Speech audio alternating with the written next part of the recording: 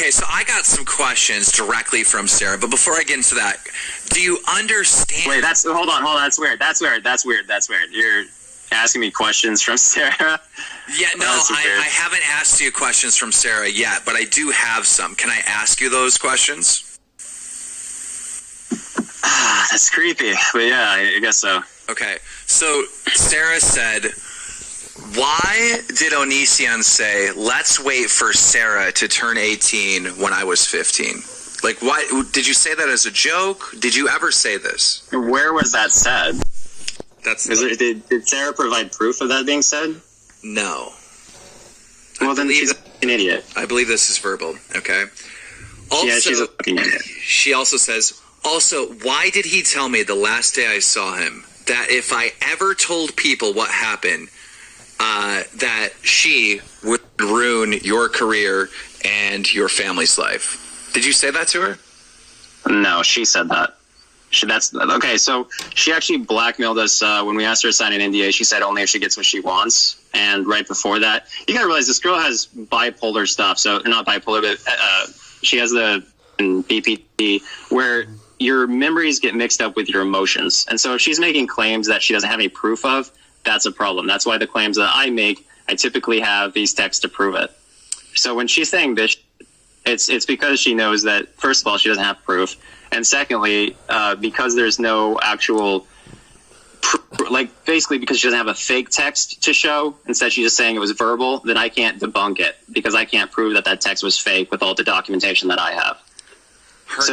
This is the first time hearing it, but she definitely did tell me that if she wanted to destroy me, she could. I wasn't sure what she meant then, but obviously I know now. She could just make if she wanted to. Well, of course, if I can inject my opinion, like anybody from the outside looking in is going to look at this whole scenario with you guys and Sarah as creepy. Like, you do understand, like, the public's view of this is like, there's this underage girl that's hanging out at your house for a while, right? And then when she turns 18, you hook up. I don't think you broke any laws in that scenario. I really don't. But, like, people are going to see it as creepy. You do understand that, right? What I understand is a girl told us that her mom was beating her. And when she accused her mom of beating her, her mom said, "What the f*** are you talking about?" She was on the phone with Kai when this happened. So I naturally, with my white knight status, wanting to be a hero, said, well, then you can come live with us since your mom is beating you. And I don't see how it's creepy to take somebody in who said that their mom is beating them and that they needed, safe refuge. Now, when you move on to her consistently via these texts pressuring Kai into sleeping with her constantly, when you show how hard she pushed to be with Kai as an adult and admitted repeatedly that before she was an adult, nobody did anything. Nobody said anything to her outside Ayala, who tried to sleep with her, but Ayala was an adult at the time and a totally different person than anyone who lived in the house. Ayala has yet to be held accountable for trying to sleep with Sarah and confirmed by Sarah via these texts, which are concrete, that she attempted to do so. But you have a person who we didn't do anything appropriate with when she was, that age, 16, 17, 14, 15, nothing ever happened. Especially since we didn't meet her till she was actually 16 in person. But again, she said her mom was beating her, so we took her in, and then she blackmails us, saying she's not going to sign an NDA after threatening to ruin her life.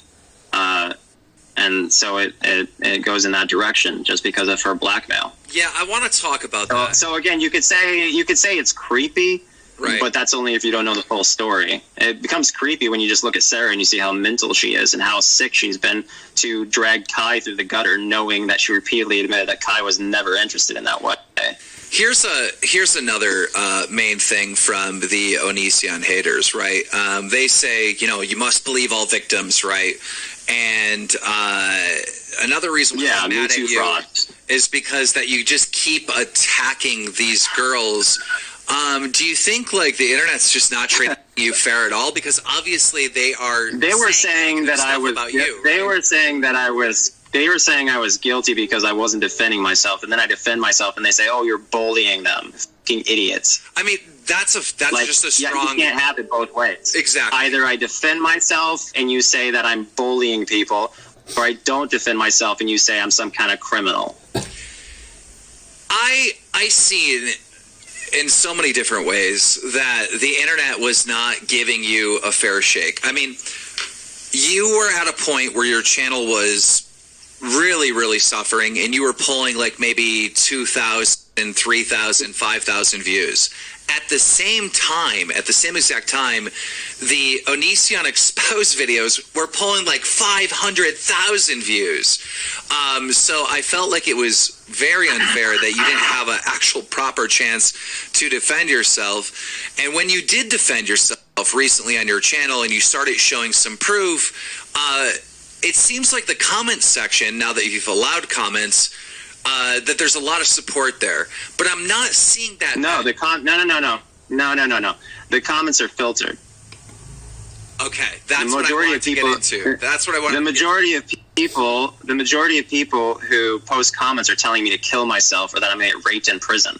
Okay, good. That's what the comments actually are. The people who get through that system are fucking speaking sense, and they aren't following the mindless her-to fucking fraud mob. Okay, so when you say the comments are filtered on your YouTube channel, are you blocking keywords, or are you talking about YouTube's filter? No. It works like this. You should know. It's either allow all comments, or allow all comments but filter inappropriate comments, or just filter all comments, or simply don't allow comments. Mm-hmm. And so that's the four options on YouTube. Which one? It's are you filter all comments. Okay. So it literally doesn't let people post unless they've said something like really helpful in the past. Okay. I'm not allowing people to use my videos to spread their propaganda. It's like how, Facebook allegedly cost us the election because people were simply allowed to say things in the ads that would brainwash people into believing lies.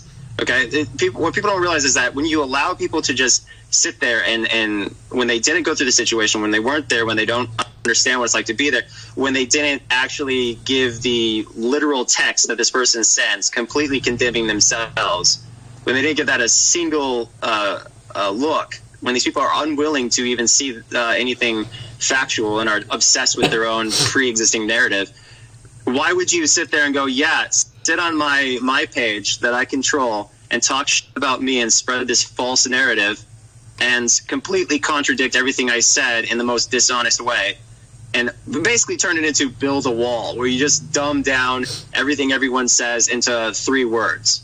So that's how the brainless masses can just digest that.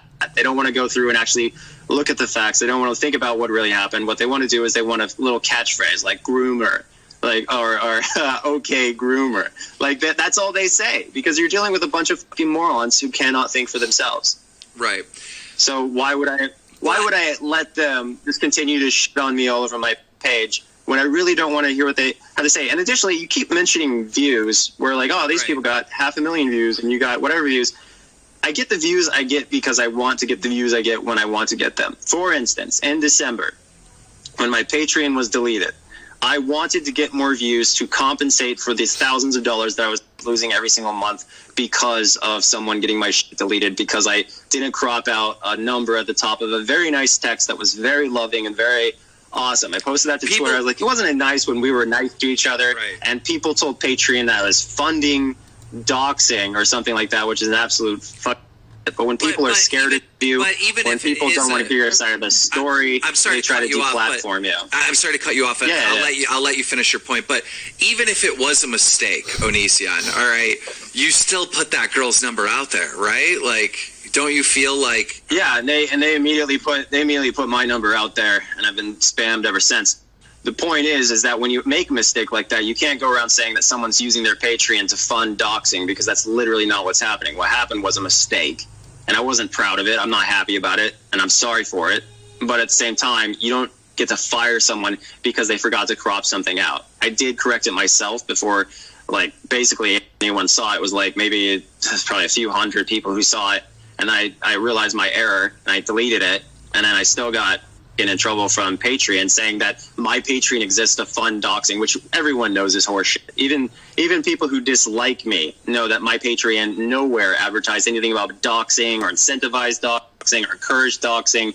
It was an absolute firing on Patreon's part. But the point is that I made numerous freak out videos because I wanted people to believe their own narrative. I wanted them to think, yeah, this guy's crazy. Yeah, this guy's completely insane. And this is exactly how he would react. And that's exactly what they believed. They believed everything that I was dumping kombucha on myself. And I was like, these fucking idiots will probably believe it, even though I'm dumping kombucha on myself. These people will probably believe I live in a box and I live in a tent and I'm homeless and all these I did so many obvious hints to these people that it was fake, like smearing poop on my face, and people were like, oh, it's totally real, it's really poop.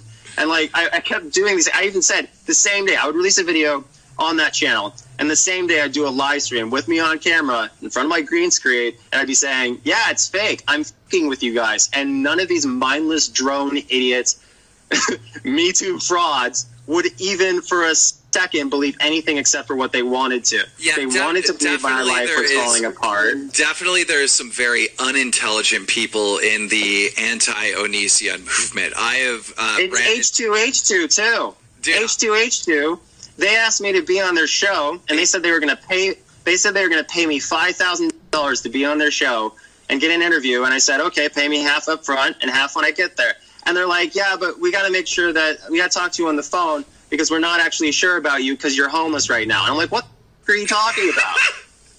These idiots, these grown-ass men actually watched me pouring kombucha on myself, smearing my face, pretending to live in a white plastic box, pretending I was homeless and all this shit, and obviously acting ridiculous. I cried for an entire video about how there's poo-poo on my back. Like, come on. Right, you were or whatever. And these guys are like, this is actually real. And that tells me that if people want to believe something, they will believe it. For instance, I uploaded a video today where I was real crying. Like, this girl had just said she was going to go off and kill herself because I had been aroused by someone I saw on TV. I said, oh, this person's attractive. She freaked out. Apparently in the video I admitted that she broke up with me because she was so jealous. And then she said she was going to go off and kill herself. And I'm sobbing hysterically because it's such an abusive up relationship that I had to call the cops on her twice and all that stuff. But I'm sitting there crying, genuinely, tears are falling down my face. I was like, oh man. So I uploaded this video from forever ago saying, man, this is like an old video and it's crazy that I didn't respect myself and I stayed in that relationship. There's in the description. It's just a video of me crying.